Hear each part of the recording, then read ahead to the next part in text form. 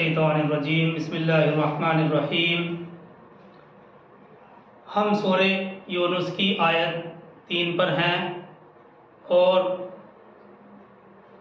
اس آیت میں اللہ سبحانہ و تعالیٰ نے یہ بیان کیا کہ ہم نے آسمانوں اور زمینوں کو 6 دنوں میں پیدا کیا۔ اس کے بعد بیان کیا گیا ثم استوى علی العرش، پھر وہ عرش پر مستوی ہوا۔ تو یہاں تک وضاحت ہمارے سامنے آ چکی تھی۔ اب آیت کا جو اگلا جملہ ہے وہ ہے یدبر الامر، وہ تدبیر کرتا ہے ہر معاملے کی۔ بے شک تمہارا پروردگار وہ ہے جس نے آسمانوں اور زمینوں کو 6 دنوں میں پیدا فرمایا، اور ثم استوى علی العرش، پھر وہ عرش پر مستوی ہوا۔ یدبر الامر، وہ تدبیر کرتا ہے ہر معاملے کی، یعنی اللہ سبحانہ و تعالی اپنی مشیت اور منصوبہ بندی کے مطابق پوری کائنات کا نظام سنبھالے ہوئے ہے۔ یدبر الامر کا مطلب ہے اللہ سبحانہ و تعالی اپنی مشیت، اپنی چاہت اور منصوبہ بندی کے مطابق پوری کائنات کا نظام سنبھالے ہوئے ہے۔ دیکھیے شاہ ولی اللہ محدث دہلوی جو مشہور محدث ہیں، وہ اپنی کتاب حجت اللہ البالغہ کے پہلے باب میں اللہ کے 3 افعال کے بارے میں بڑی تفصیلی انہوں نے گفتگو کی ہے۔ حجت اللہ البالغہ میں کہ پہلے باب میں اللہ کے 3 افعال سے متعلق بڑی تفصیلی انہوں نے گفتگو کی ہے۔ وہ کہتے ہیں اللہ کے 3 بڑے افعال ہیں۔ نمبر 1 ابداع، الف با دال الف عین، ابداع یعنی کسی چیز کو عدم محض سے وجود بخشنا، یعنی کسی چیز کو عدم محض سے وجود بخشنا۔ آسان الفاظ میں ہم کہہ سکتے ہیں بغیر نمونے کے کوئی چیز پیدا کرنا، یعنی وہ چیز اس کا پہلے سے کوئی نمونہ یا خاکہ یا نقشہ نہیں تھا، بغیر نقشے کے، بغیر خاکے کے اور بغیر نمونے کے پیدا کرنا۔ تو اس کو کہتے ہیں ابداع، یعنی کسی چیز کو عدم محض سے وجود بخشنا، بغیر نمونے کے کوئی چیز پیدا کرنا۔ نمبر 2 خلق، دوسرا فعل خلق، یعنی کسی چیز سے دوسری چیز بنانا، کسی چیز کے ذریعے کسی چیز سے ہی دوسری چیز پیدا کرنا، بنانا۔ نمبر 3 تدبیر، یعنی اپنی مشیت اور حکمت کے مطابق دنیا کے نظام کی منصوبہ بندی کرنا۔ اللہ سبحانہ و تعالیٰ کے یہ 3 افعال ہیں، اور ان میں تیسرا تدبیر بھی ہے، یعنی تمام عالموں کا انتظام اپنے دستے قدرت سے انجام دیتا ہے۔ اللہ سبحانہ و تعالیٰ تمام عالموں کا انتظام اپنے دستے قدرت سے انجام دیتا ہے۔ تو اس کے بارے میں بڑی تفصیلی گفتگو کی ہے، اور اللہ سبحانہ و تعالیٰ کے 3 افعال تفصیل کے ساتھ انہوں نے ذکر کیے ہیں۔ نمبر 1 ابداع، یعنی کسی چیز کو عدم محض سے وجود بخشنا، بغیر نمونے کے کوئی چیز پیدا کرنا۔ نمبر 2 خلق، خا لام قاف، خلق یعنی کسی چیز سے دوسری چیز بنانا۔ نمبر 3 تدبیر، یعنی اپنی مشیت اور حکمت کے مطابق دنیا کے انتظام کی منصوبہ بندی کرنا، اور تمام عالموں کا انتظام اپنے دستے قدرت سے انجام دینا۔ یہ اللہ سبحانہ و تعالیٰ کے افعال ہیں۔ مشہور مفسر کہتے ہیں کہ اللہ تعالیٰ کائنات کو پیدا کر کے وہ معطل نہیں ہو گیا ہے، یعنی وہ پیدا کر کے الگ بیٹھ نہیں گیا ہے، بلکہ اپنی پیدا کی ہوئی کائنات کے بادشاہت کے تخت پر وہ خود جلوہ فرما ہوا۔ اپنی کائنات کو پیدا کیا اور کائنات کے بادشاہت کے تخت پر وہ خود جلوہ نما ہوا، اور اس کے بعد سارے جہان کا انتظام اسی کے ہاتھ میں ہے۔ یعنی اللہ سبحانہ و تعالیٰ نے اس دنیا کو پیدا کر کے یوں ہی نہیں چھوڑ دیا، بلکہ اپنی بنائی ہوئی پیدا کی ہوئی کائنات کے بادشاہت کے تخت پر وہ خود جلوہ نما ہوا، اور اب سارے جہان کا انتظام اسی کے ہاتھ میں ہے۔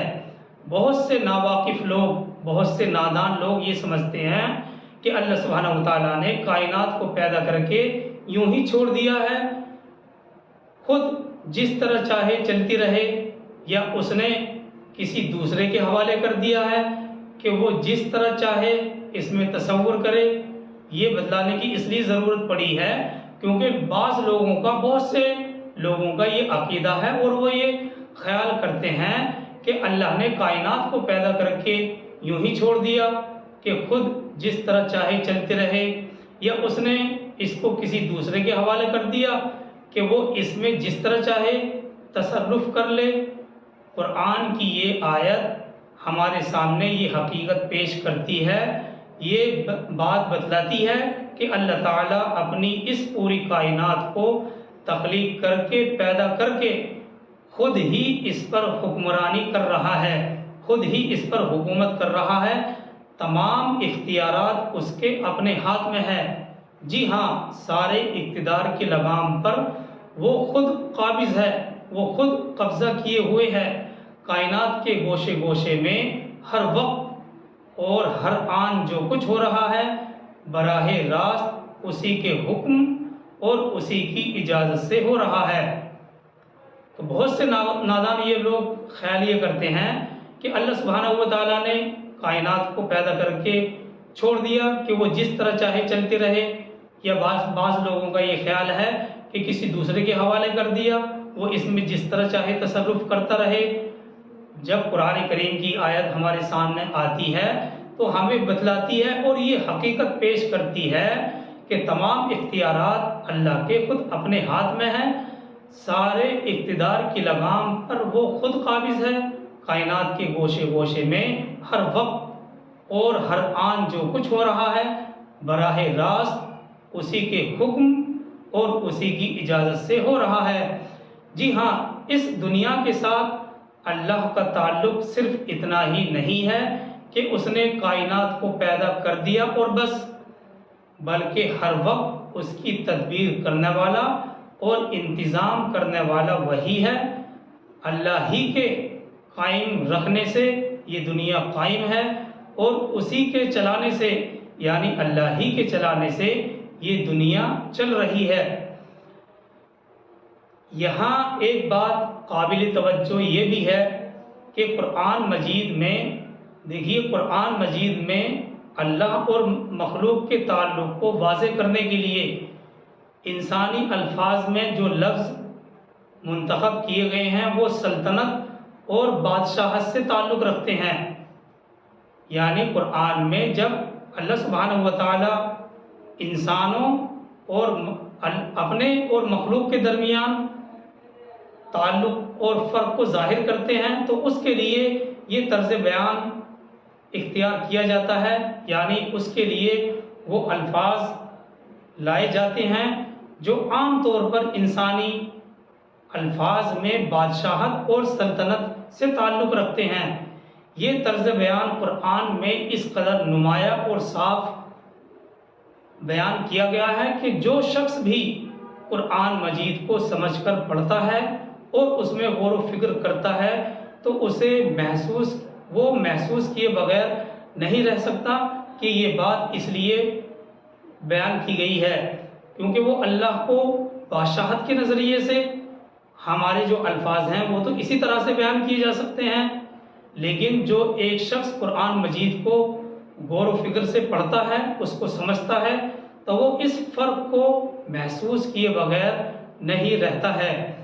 اور دیکھیے یہ بات بتلانے کی اس لیے ضرورت پڑی ہے کیونکہ بعض کم فہم لوگوں نے اس سے یہ نتیجہ نکالا ہے کہ جس زمانے کی یہ کتاب ہے یعنی قرآن مجید، جس زمانے کی ہے اس زمانے میں انسانوں کے ذہنوں پر شاہی نظام کا تسلط تھا، اس لیے اس کتاب میں خدا کو ایک بادشاہ کے رنگ میں پیش کیا گیا ہے، اللہ سبحانہ و تعالیٰ کو ایک بادشاہت کے رنگ میں ڈھال کر پیش کیا گیا ہے، حالانکہ معاملہ ایسا ہرگز نہیں ہے۔ اصل میں قرآن نے جو حقیقت پیش کی ہے ہمارے سامنے وہ اس کے بالکل برعکس ہے۔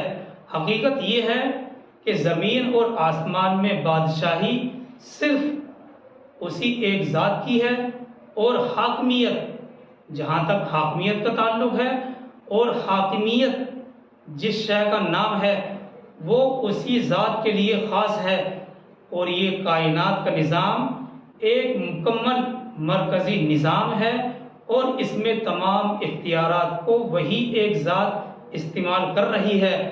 لہٰذا اس نظام میں جو شخص یا جو گروہ، یہ جو اللہ کا نظام ہے، اس نظام میں جو شخص یا کوئی گروہ اپنی کلی یا جزوی حاکمیت کا دعویٰ کرتا ہے، چاہے وہ کلی ہو یا جزوی ہو، کسی ایک نظریے اور پہلو سے ہو، حاکمیت کا دعویٰ کرتا ہے تو وہ صرف اور صرف دھوکے کے اندر مبتلا ہے۔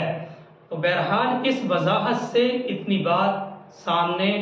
بات صاف ہو جاتی ہے کہ اس نظام کائنات کے اندر رہتے ہوئے، جی ہاں، اس نظام کائنات کے اندر رہتے ہوئے انسان کے لیے اس کے علاوہ کوئی چارہ نہیں ہو سکتا کہ اسی ایک ذات کو مذہبی معنوں میں، جی ہاں، مذہبی معنوں میں واحد معبود تسلیم کرے، اور سیاسی اور تمدنی معنی میں واحد سلطان اور بادشاہ بھی تسلیم کرے۔ تو یہ ایک انسان کے لیے اس کے علاوہ اور کوئی چارہ نہیں ہو سکتا کہ اسی ایک ذات کو، جہاں تک مذہب کا تعلق ہے، مذہبی معنوں میں بھی واحد معبود تسلیم کرے، اور رہے سیاسی اور تمدنی معنی، اس میں بھی واحد سلطان اور بادشاہ تسلیم کرے۔ دیکھیے یہ جو جملہ ہے یدبر الامر، یہ لایا گیا ہے ثم استوی علی العرش کے بعد، ثم استوی علی العرش یدبر الامر۔ اگر ہم غور کرتے ہیں، غور و فکر سے کام لیتے ہیں، تو ہماری سمجھ میں یہ آتا ہے اور ایسا معلوم ہوتا ہے کہ یہ یدبر الامر ثم استوی علی العرش کی مزید تشریح اور وضاحت ہے۔ جو یہ جملہ بیان کیا گیا ہے یدبر الامر، اس سے معلوم ہوتا ہے کہ یہ ثم استوی علی العرش کی ہی مزید تشریح ہے، یعنی جو چیز ثم استوی علی العرش میں اجمالی بیان کی گئی ہے اس کو یدبر الامر نے آ کر پوری طرح سے واضح کر دیا ہے، یعنی یہ اللہ صرف اور صرف خالق ہی نہیں ہے بلکہ عامر اور حاکم بھی ہے۔ اللہ سبحانہ و تعالی صرف خالق ہی نہیں بلکہ عامر اور حاکم بھی ہے۔ اس نے اپنی تمام مخلوقات کو پیدا کر کے نہ تو کسی دوسرے کے حوالے کیا ہے، اور نہ وہ مخلوق کو اس کے حصے میں اس نے خود مختار بنا دیا ہے کہ جس طرح چاہے وہ خود کام کر لے، بلکہ عملی طور پر تمام کائنات کی تدبیر اللہ کے اپنے ہاتھ میں ہے۔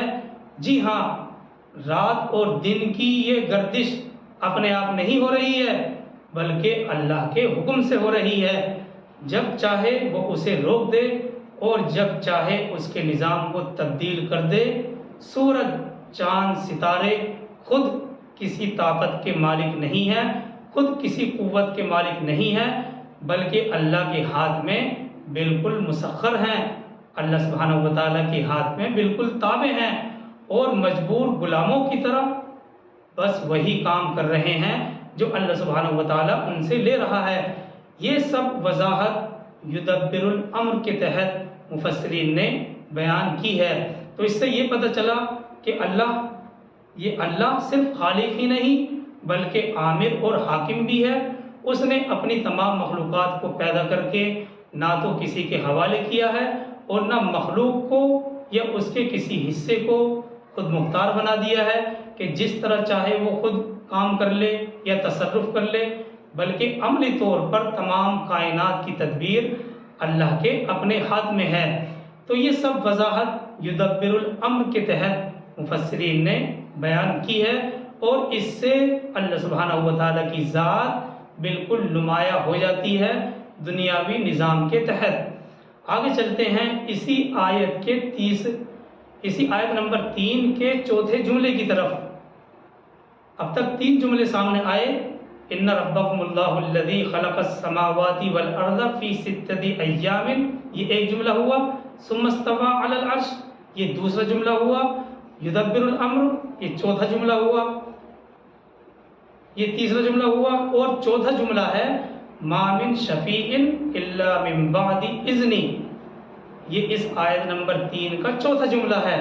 ما من شفیع الا من بعد اذنی، ترجمہ اس کا یہ ہے کوئی بھی شفاعت کرنے والا نہیں ہے، کوئی بھی شفاعت کرنے والا مگر اس کی اجازت سے، مگر اس کی اجازت کے بعد۔ اس چوتھے جملے کا ترجمہ ہے ما من شفیع الا من بعد اذنی، نہیں ہے کوئی بھی شفاعت کرنے والا مگر اس کی اجازت سے، یعنی کوئی اس کی اجازت حاصل کیے بغیر اس کے آس پاس کسی کی سفارش نہیں کر سکتا۔ اس سے پہلے بھی سورہ بقرہ کی آیت الکرسی میں ہم شفاعت سے متعلق اسی طرح کے الفاظ پڑھ چکے ہیں۔ مطلب یہ ہے اس جملے کا، آسان الفاظ میں اس جملے کا مطلب یہ ہے کہ دنیا کی تدبیر اور انتظام میں کسی دوسرے کا دخل ہونا تو بہت دور کی بات ہے، کوئی اتنا بھی اختیار نہیں رکھتا کہ اللہ سے سفارش کر کے اس کا کوئی فیصلہ بدلوا دے، یا کسی کی قسمت بنوا دے، یا کسی کی قسمت بگڑوا دے۔ جی ہاں، آسان الفاظ میں ہم یہ کہہ سکتے ہیں کہ دنیا کی تدبیر اور انتظام میں کسی دوسرے کا دخل ہونا تو بہت دور کی بات ہے، کوئی اتنا اختیار بھی نہیں رکھتا، کسی کا اتنا بس بھی نہیں چلتا کہ اللہ سے سفارش کر کے اس کا کوئی فیصلہ بدلوا دے، یا کسی کی قسمت بنوا دے یا بگڑوا دے۔ زیادہ سے زیادہ کوئی جو کچھ کر سکتا ہے تو وہ بس اور صرف اتنا کر سکتا ہے کہ اللہ سے دعا کرے، لیکن پھر بھی اس کی دعا کا قبول ہونا یا نہ ہونا اللہ کی اپنی مرضی پر اور اپنی مشیت پر منحصر ہے۔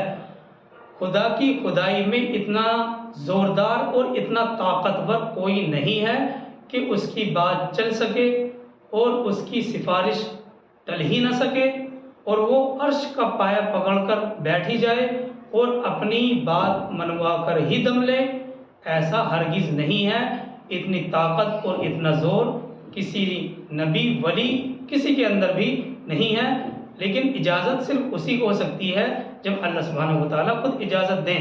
آگے چلتے ہیں اس آیت کے 5ویں جملے کی طرف۔ ذالکم اللہ ربکم فاعبدوا افلا تذکرون، وہ ہے اللہ تمہارا رب، بس تم اسی کی عبادت کرو، تو کیا تم نصیحت حاصل نہیں کرتے؟ یہ اس آیت 3 کا 5واں جملہ ہے۔ ذالکم اللہ ربکم فاعبدوا افلا تذکرون، وہ ہے اللہ تمہارا رب، بس تم اسی کی عبادت کرو، تو کیا افلا تذکرون، تو کیا تم نصیحت حاصل نہیں کرتے؟ دیکھیے اس سے پہلے یہ بیان کیا گیا کہ حقیقت میں اللہ ہی تمہارا رب ہے، اور پھر اس پر دلائل بیان کیے گئے، اور اب اس جملے میں یہ بتلایا جا رہا ہے کہ اس رب اور پروردگار کے بارے میں تمہارا کیا طرز عمل ہونا چاہیے۔ پہلے یہ بتلا دیا کہ اللہ ہی تمہارا رب ہے، اور پھر دلائل سے اس کو ثابت کیا گیا۔